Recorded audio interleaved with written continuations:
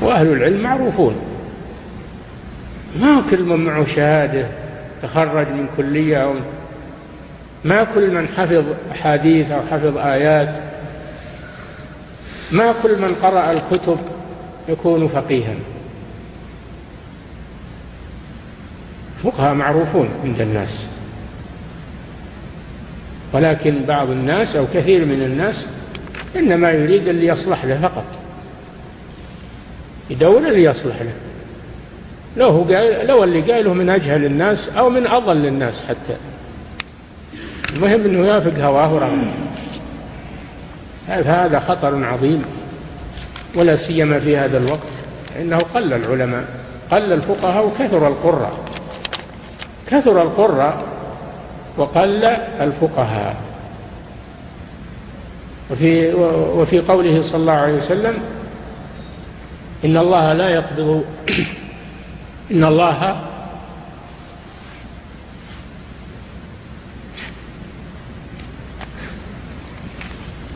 الله لا يقبض هذا العلم،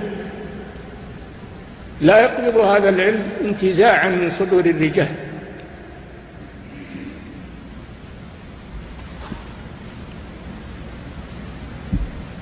وإنما يقبض العلم بموت العلماء، وإنما يقبض العلم بموت العلماء،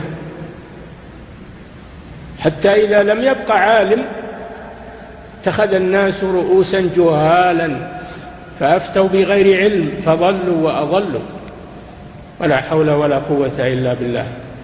نخشى أن يكون بدأ هذا في وقتنا، فعلينا أن نأخذ الحذر والخوف والاحتياط، وأن نختار أهل العلم وأهل الثقة حسب الإمكان، حسب الإمكان وحسب الموجودين. أما العلماء السابقون والأحبار هؤلاء ذهبوا، لكن خير الموجودين اتقوا الله ما استطعتم. نسأل الله أن يوفقنا وإياكم لمعرفة الحق والعمل به. صلى الله وسلم على نبينا محمد وعلى آله وصحبه.